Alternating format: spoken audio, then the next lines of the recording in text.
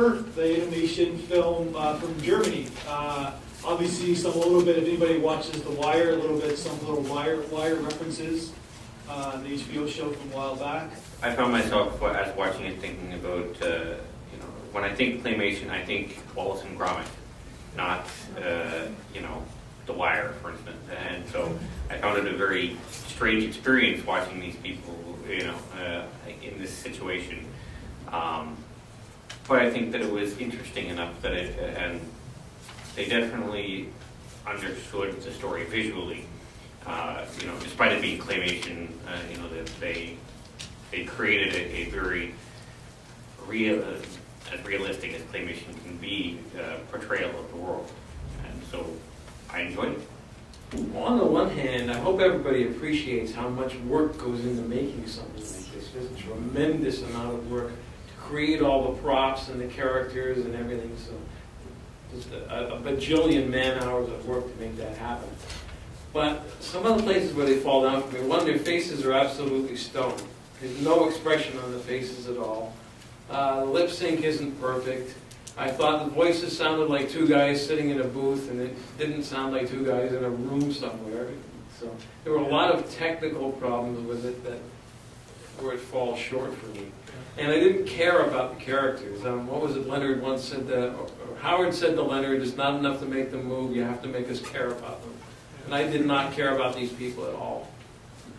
Okay, I'm sure other people will disagree with that. And to go with I think that was done for a reason, not the facial movements. It's almost like C-3PO or whatever. It's like, it doesn't matter what's the context of what you just see, and then you go to the close-up of the face. And it could be blank, just like even in the film, the sci-fi film from before. If you see the emotion, then it's like that face. I don't know, it works for me. I kind of like I think they chose that for a reason. Whole like hip-hop scene, I think that, like if you've ever seen like a hip-hop video, there isn't a lot of expression necessarily. It is very sort of stoic and like, it's the thing not to show your emotion.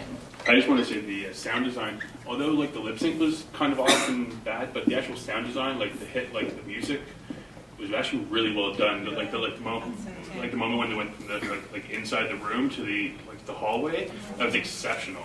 Yeah. So that did it for me. Did you like the film?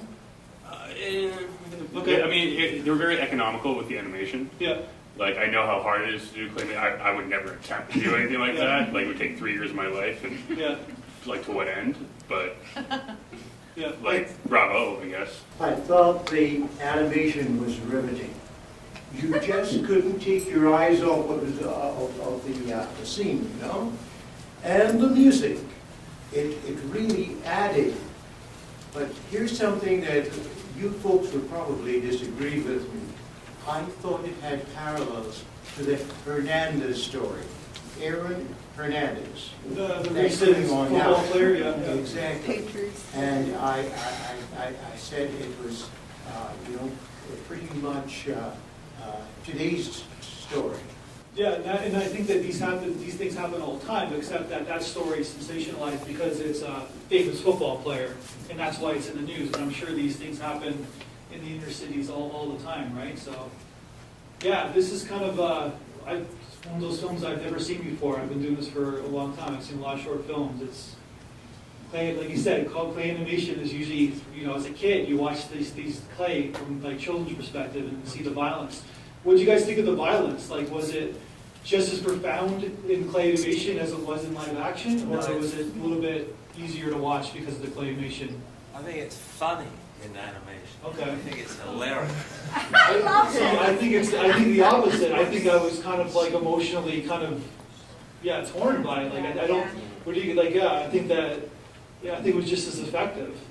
Yeah. Don't fucking move! Put it in the fucking bag! Now that you mentioned the whole childhood thing, it kind of makes sense maybe why they chose clay, because the characters are very young, and even cares about having guns in his grandma's house, and they play video games and one of them shoots himself. So, these are actually children and they don't really know what violence is. Yeah. So they kind of just get caught up in all these big mistakes, so the clay kind of heightens that. naivety and innocence a bit, but then it kind of makes a lot of mistakes. No one's really mentioned the cyclical aspect of it, how the end is beginning, and it's there's one character throughout. And anybody want to talk about what does it mean? What does it mean? I don't know. It's a question, not an answer. I felt like maybe it wasn't so much a wish, but more like a consideration, like what it would be like to be sort of standing on that corner, like waiting for my death. And there was a scene at some point where he said something about like, oh, that other kid, like he wanted to die, you know it, like, and maybe that was sort of like, maybe they all kind of feel like that when you're stuck in that kind of life. Yeah. I felt it was more one of those kind of like a final destination thing where you kind of see the future and you can't do anything about it, you can't change it, and it kind of just happens because you don't realize it in time. Yeah, totally, yeah, 100%. You're caught in that world, as you were saying, you're caught in that world.